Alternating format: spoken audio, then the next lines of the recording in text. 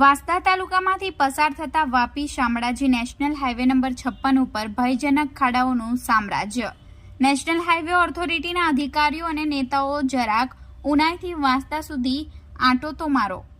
વાંસદા તાલુકામાંથી પસાર થતો વાપી શામળાજી માર્ગ 24 કલાક ધમધમતા અને જેના પર નાના મોટા અનેક વાહનોની મોટા પ્રમાણમાં અવરજવર થાય છે તેવા Vapi Shamlaji national highway number 56 ઉપર ઉનાઈથી વાંસદા તરફ જતા મુખ્ય માર્ગ પર ચોમાસા દરમિયાન ઊંડા અને જોખમી ખાડાઓ જોવા મળી રહ્યા છે, જેનાથી વાહન ચાલકોએ અનેક પરેશાની ભોગવી રહ્યા છે।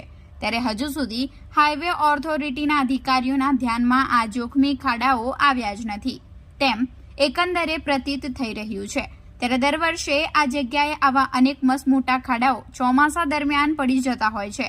ત્યારે અનેક વાહન ચાલકો આ જગ્યાએ ફંગોળાયા અને ગંભીર રીતે ઈજાગ્રસ્ત થયા હોવાના કિસ્સાઓ પણ બન્યા હતા।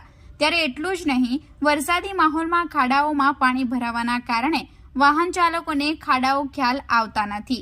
ત્યારે આ જગ્યાએ અનેક લોકો વાહનો સહિત જોરમાં પટકાતા હોવાના કિસ્સા બન્યા હોવાનું જાણવા મળ્યું છે।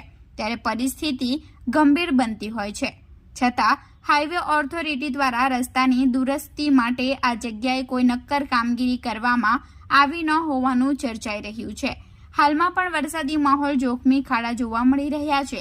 ત્યારે સ્થાનિકો દ્વારા સલામતી માટે આ ખાડાઓમાં રેતી કે કપચી ભરેલી બેગો નાખી કે વનસ્પતિની દાળીઓ નાખી વાહન ચાલકોના બચાવવાના પ્રાથમિક પ્રયાસો કરવામાં આવી રહ્યા હોવાનું જોવા મળ્યું છે।